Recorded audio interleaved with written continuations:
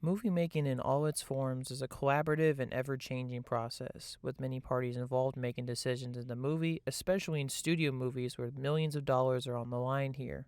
And this is no different from the story that we will be telling here, the 2018 film Bumblebee. Now, I've seen many movies over the years course correct many times, even within the same film. Fan four stick. But Bumblebee the film is actually pretty fascinating because the film course corrected so drastically down the line in production that many planned characters, concepts, and even confusing tie-in media was made for this version of the film as well, but it was ultimately changed somewhere along the line. I overall still enjoy the film and I think it's pretty good overall, but at the same time there are some pretty weird and interesting small moments and contradictions throughout the film that make for an interesting experience, and sometimes a confusing one as well. Well, believe it or not, there actually is a reason for this. If you didn't know, Bumblebee was originally supposed to be a prequel to the Michael Bay verse, but for whatever reason, somewhere down the line, the film was switched drastically to a full-on de facto reboot. And in this video, I want to acknowledge all of those weird elements this film has. In this video, I want to discuss the so-called cancelled or lost version of Bumblebee, discussing the mini-cut elements that we lost in the film, that awesome Megatron design, and how we got the final film that we ultimately got. Overall, let's get into this film and find out what the lost version of Bumblebee truly was. To figure out how Bumblebee was switched from a prequel to the Michael Bay films to the de facto reboot we got now, we must go back in time to when the Transformers writers' room was created and led by Akiva Goldsman. In 2015, various projects and ideas and concepts were all thought out to ultimately lead to a giant cinematic universe for the Transformers, including a weird alternate version of the Bumblebee film set in the 1940s. Once again, I kind of go into this concept a little bit more in this video if you want to check out more about this Transformers Lost Cinematic Universe. Out of all these planned ideas and concepts they had in the writers' room, some concrete announcements did come out of it. For example, Transformers 6 was announced for 2019, as well as concepts for Transformers 7 and 8 as well.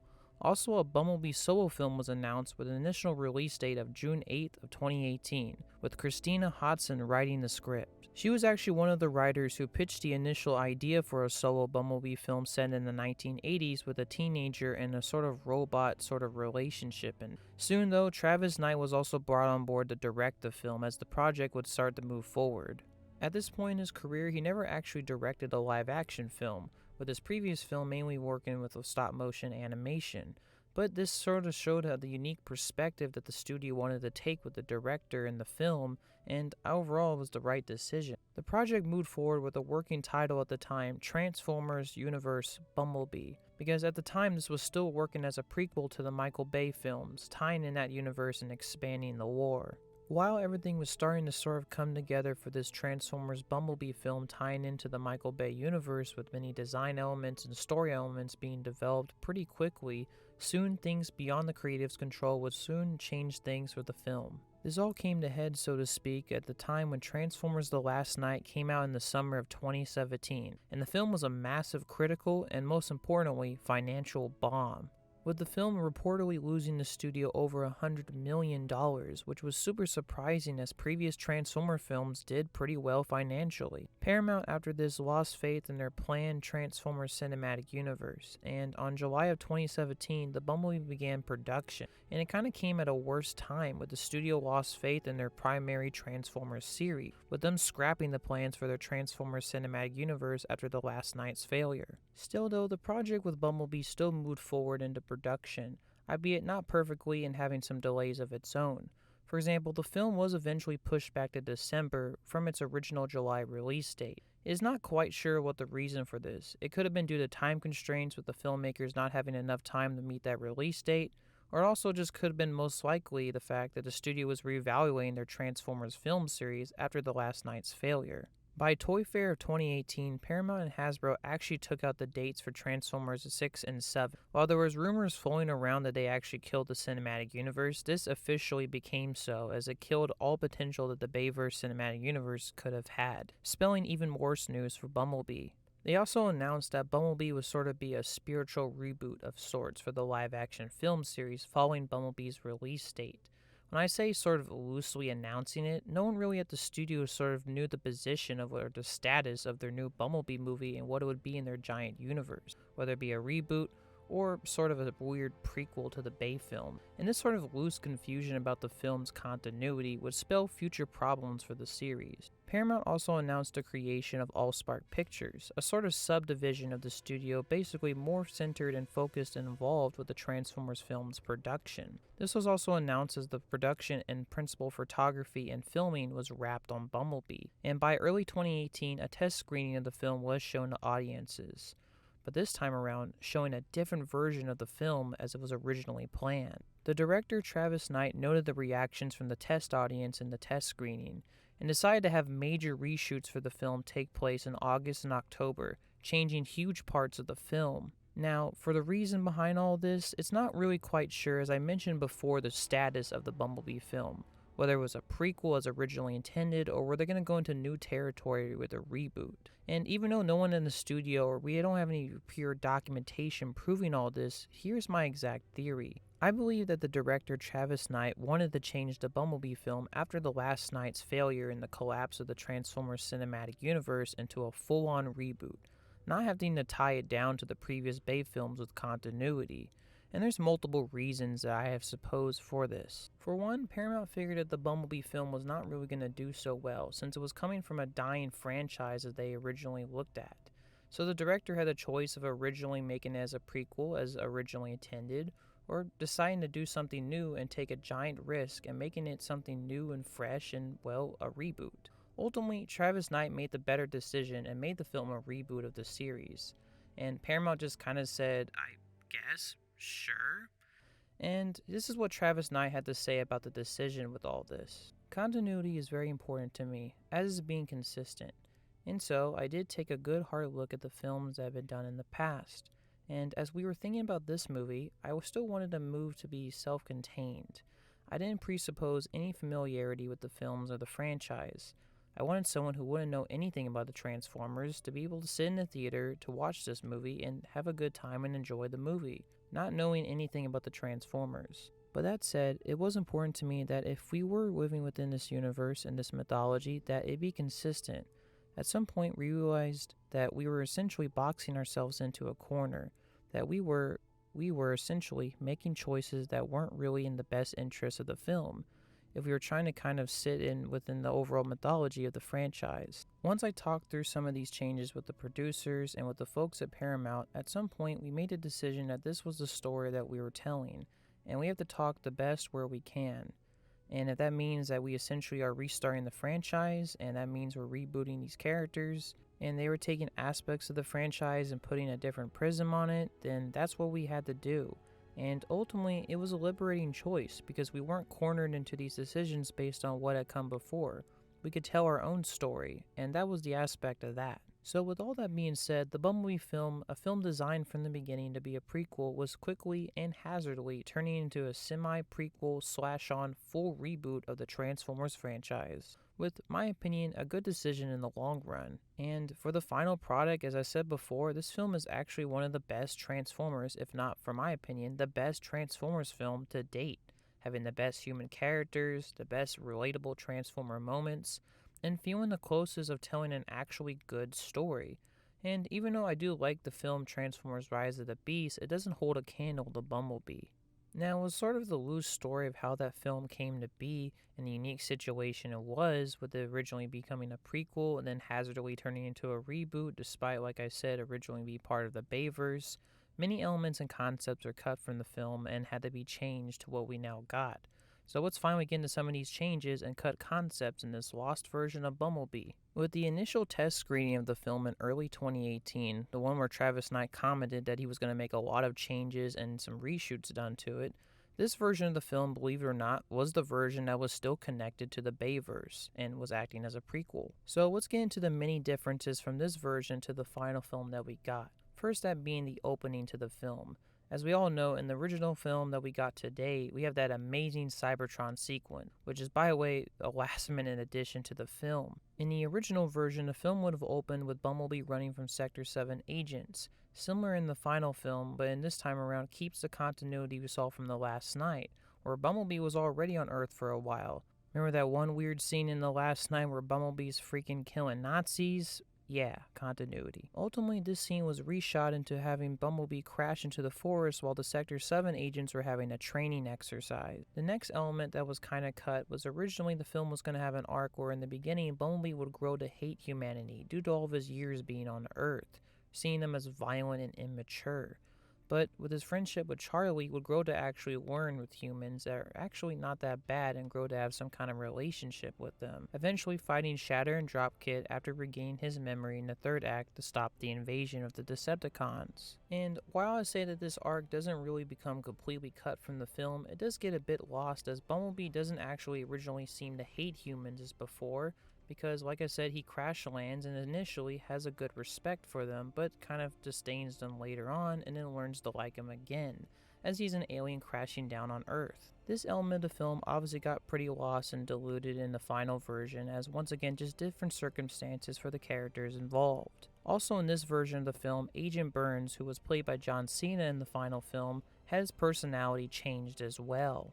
In the original film, he had a huge hatred for Transformers, as it was originally established he lost someone close to him due to the Transformers, overall kind of becoming a more menacing and darker character. Also, of course, to keep any continuity away from the Bayverse, his knowledge of the Sector 7's past Transformer incidents and Powell's as well from the first film was cut out entirely.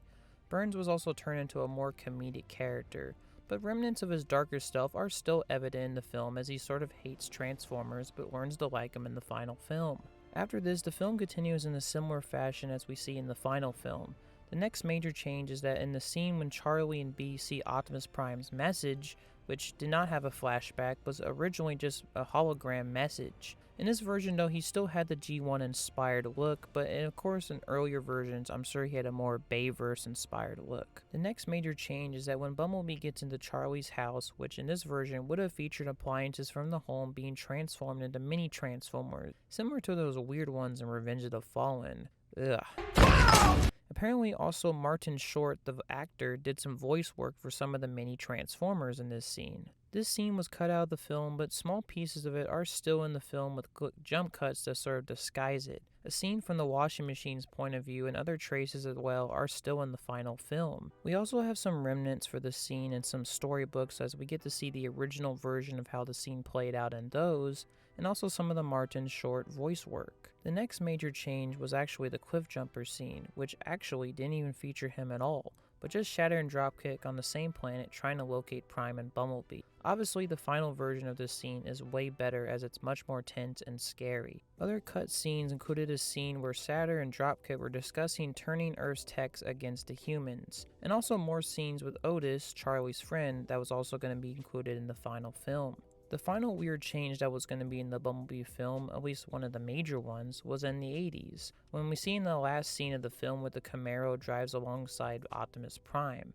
But in this version, it's not actually Optimus, it's just some random truck that actually looks like Optimus. Now, why is this? Well, this is because in this version of the film being a prequel, Prime was actually not on Earth until the 2007 film, so he couldn't be alongside Bumblebee driving alongside the highway in the Golden Gate Bridge. After this though, the film still has the same after credits scene with Charlie finishing her dad's car, and that's still in the original film. But the scene of Bee and Prime talking about gathering the other Autobots was obviously not in the original version. Instead, the original post-credit scene was an infamously cut scene where we see General Wallen talking to Jack Burns, featuring Agent Simmons. Yes, that Simmons. Do not tell my mother. They're basically talking about how the Autobots can't know about MBE-1's existence, aka Megatron, which apparently in this scene was also going to feature a design similar to the 2007 film, or a design influenced by his more G1 design. It's kind of unclear which one they were going to use according to the concept art. According to the tie-in motion comic that came packaged in the physical release of the film, it actually features Megatron's old 2007 design, keeping continuity with the 2007 film. Regardless though, that was the original version of the Bumblebee film that acted as a prequel that we could have got. And overall, in my opinion, I still think that the final version, while it still has some flaws and it's not perfect, is still the better version of the movie by far. Even though that Megatron scene would have been amazing and super cool for Bayverse fans to see. Now for the other cut content that were sort of the effects of the sudden change from prequel to reboot with the Bumblebee film. First, let's talk about the infamous Megatron scene. This scene for years has been widely discussed by fans and was kind of really the inspiration for this video. Like mentioned, in this version of the film that acted as a prequel, they were going to have a post-credit scene of Megatron frozen in ice, like in the 2007 film, keeping continuity with that film. Now, we all know that this scene was cut. Now, how much of the extent that this scene was actually filmed, well, we don't really quite know. It was mentioned by people who saw the test screening of it, so it had to be filmed. But will we see the actual footage? Who knows? Still though, a lot of progress was made in sort of attempt to make this scene. For whatever reason, even though it would make more sense to have the '07 design there, a G1 inspired design for this version of Megatron was designed by ILM and Travis Knight. And finally, we actually get to see it. It was recently discovered from CAT files from ILM, and well, here's the final original G1 inspired design they were going to originally use for the Bumblebee film. And overall, I'm kind of speechless. This design looks amazing. I love so many details about it. It features that massive arm cannon like the cartoon, that cool bucket helmet, and even the red, black, and gray color scheme, but obviously a more 2007 inspired Megatron-like face. In these photos of the model made up by ILM, we do see some ice shards on him, indicating that this was planned for the movie, especially in that original post-credit scene, but as we all know, it got cut. Also, concept art here shows this design as well, so a lot of progress was put into it. Travis Knight mentioned when asked about Megatron, said that he originally had storyboards of Megs coming in blasting into an alternate scene on Cybertron, but was told not to include him because originally the film was supposed to keep continuity with the 2007 film and just could not be there. Now, I'm assuming at this time this was originally when the film was supposed to be a prequel to the 2007 film and not until later when it was hazardly turned into a reboot, which I guess makes some sense, but still that scene would have been cool if we got to see it. I'm guessing too when the idea was originally to sort of turn this thing into a cold reboot, which I'm sure the producers didn't have full confidence in, that could have been another reason why Megs was not included. I also think it was just bad timing. Also, according to Travis Knight, the film just didn't have the budget for him to come in and was cut out due to budget reasons as well, when the film was quickly turning into a reboot, which also could have been a possible reason. Regardless though, it still sucks that we really quite haven't seen Megatron in this universe. Still though, the design looks amazing. I would love to see it one day on the big movie screen. It sucks it got cancelled due to many confusing circumstances, but overall, it's still a great design. And heck, I'm totally buying this figure for sure. Other cut elements from the original Bumblebee film included the scene on Cybertron with the tower that we saw in the final film having a more G1 inspired design, kind of like a dome that we saw in the cartoon, which would have been very interesting and cool to see. There was also this concept art depicting Bumblebee in the 60s in Vietnam during that whole Vietnam War era, going along with that theme of Transformers in history the Last Knight was trying to set up. This concept art is pretty interesting and does keep continuity with the Bayverse, and it could have been definitely a different direction we could have got for the film. I mean, just imagine Bumblebee fighting the Viet Cong. Still though, I'm kinda glad it got cut out as this film was eventually turned into a reboot. Other cut elements were also Bumblebee's design, as we can see in some promotional art leading up to the film and also concept art, Bumblebee was going to look slightly different, if not drastically different in moments. It overall is a pretty interesting process, and I'm pretty happy with the final design. Another cut element was apparently Starscream was going to say, "Die Autobots" in that Cybertron scene, which was sort of a weird voice line, but that was cut as well. Other cut elements in this version include original ideas to include Hot Rod in the film, which makes sense as in the Bayverse, Bee and Hot Rod were partners. And also the idea to have Barricade show up as well as some kind of antagonist to Bee, which makes sense according to the Bayverse. But as we all know, both of these characters got cut out early as the film transitioned into a reboot. But Hot Rod and Barricade still remained in the film's toy line as sort of last remnants, if you will. Other smaller human characters were also cut that would have acted as bullies to Charlie in the film, and some very early ideas and early drafts of the story included the fact that Charlie was actually going to die in the film. As a result, Beat would have killed Shatter and Dropkick and drove off Barricade and eventually scanned a 70s Camaro leading up to the first Transformers film in 2007. Overall, I'm kinda glad we didn't get this early version of the story. It's kinda weird and bad.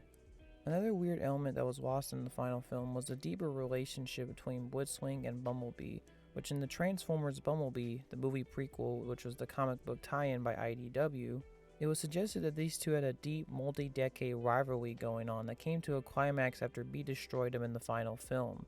It seemed like that this element was only suggested in the film's production, but it was quickly dropped, and maybe possibly reused for the comic book, which obviously never connected to the film at all. Even though I think this is pretty interesting, I'm perfectly fine with the relationship that we saw in the film. It works for what it is. The last cut element that I want to mention, and certainly not the least one, is actually Sunstreaker, which, as you can see in this studio concept design series for the Transformer toys, we can actually see was a cut character from the Bumblebee film. We can see that he has a CGI model and a full-on toy design for him similar to Megatron. It's kind of unclear though how far in development he was actually in the film before he was cut and why he was cut, but still it was an interesting side note I wanted to mention about all the lost things with the Bumblebee film. So that was the original version of Bumblebee as it was supposed to be. With all these cut elements, characters, and events, personally I think this film is extremely fascinating. It shows how a studio can quickly course correct in the middle of a production for a variety of reasons. It's a fascinating story of how one thing is set out to be before eventually turning into something else for reasons completely out of the creative's control. The film by all means was left to die by Paramount, who was not really sure what to do with the franchise, but luckily the creatives at the helm decided to take a risk and turn it into a reboot and make the film really just the best standalone experience it could be, and in my opinion, extremely paid off. Like I've said a million times, it's still in my opinion the best Transformers film, but it also still allowed for growth and expansion in the Transformers series, and for once, give us an actually competently good Transformers film. No guilt tripping involved in this time. But still though, it's fascinating to know what this lost version, when it was originally supposed to be a prequel of Bumblebee, could have been. It's fascinating what we could have seen, maybe the lost version of Megatron, all these lost scenes like the washing machine and all these weird Transformers walking around Charlie's house, and many other cut elements could have been. And it's a fascinating story and a cool little side note for Transformers history. Overall, that was the lost version of Bumblebee. If you like this video, thank you for watching. Hopefully you like and subscribe if you want to help support the channel, and hopefully you all have a sweet and nice day. Peace.